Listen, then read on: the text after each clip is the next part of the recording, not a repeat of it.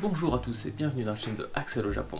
Connaissez-vous le Konbini, ce petit magasin pratique ouvert 24h sur 24 dans lequel vous pouvez faire plein de choses, comme payer vos factures de gaz, d'eau, d'électricité, acheter à manger, acheter des tickets pour des concerts, plein de choses. Il a été présenté par de nombreux youtubeurs donc je suis sûr que vous le connaissez déjà. Aujourd'hui je vais vous présenter d'autres types de magasins au Japon qui seront peut-être plus judicieux pour d'autres types de courses de tous les jours.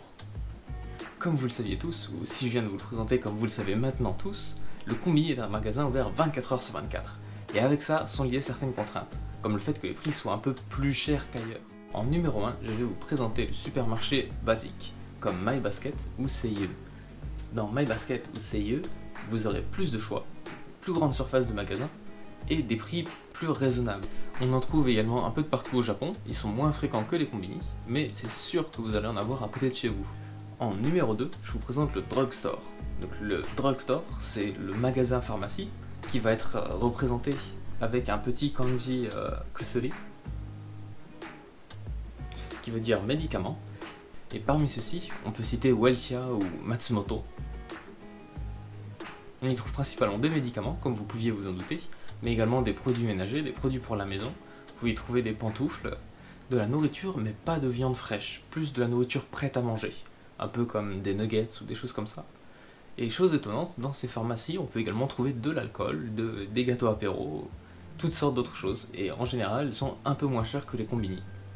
En numéro 3, les magasins orientés pour les professionnels, comme Gyeom Super ou Niku no Hanama-san. On y trouve essentiellement de la nourriture, donc très peu de produits ménagers, très peu de vaisselle, très peu de choses voilà, qu'on va poser dans la maison, c'est plus des choses qu'on va poser dans le frigo.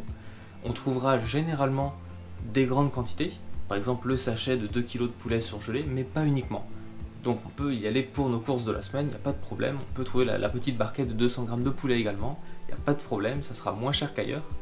Et qui dit moins cher ne veut pas forcément dire moins qualitatif, car là où vous allez trouver du poulet qui vient de Thaïlande ou d'ailleurs, dans un My Basket, vous pourrez trouver du poulet qui vient du Japon dans ce type de magasin. En général, ils ont des contrats avec des producteurs locaux, ce qui peut leur permettre d'avoir ce genre de petits prix.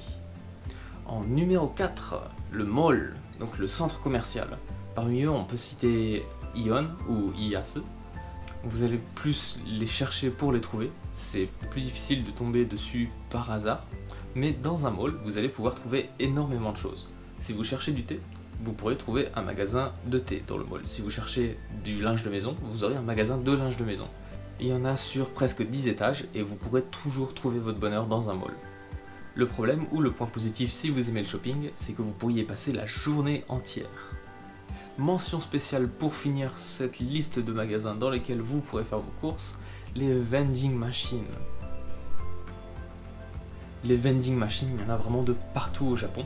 Et c'est pas parce que vous allez être au centre-ville que la bouteille d'eau va vous coûter 4 €. Les vending machines au Japon sont vraiment raisonnables et ont un prix qui est, on va dire, fixe à peu près de partout. Par exemple, la canette de Coca coûtera très rarement plus que 140 yens, donc 1 €, 1,10 €. Là où à Paris Charles de Gaulle, j'ai déjà vu une canette de Coca à 4,30 €. Elles sont généralement également bien maintenues, il n'y a pas trop de problèmes de ma boisson n'est pas tombée ou ce genre de choses. Et on peut se servir de sa carte Suica ou Pasmo, dont on se sert pour les transports, pour payer à la plupart d'entre elles. On arrive à la fin de cette liste, j'espère que cela pourra vous aider quand vous vous poserez la question où est-ce que je vais faire mes courses aujourd'hui.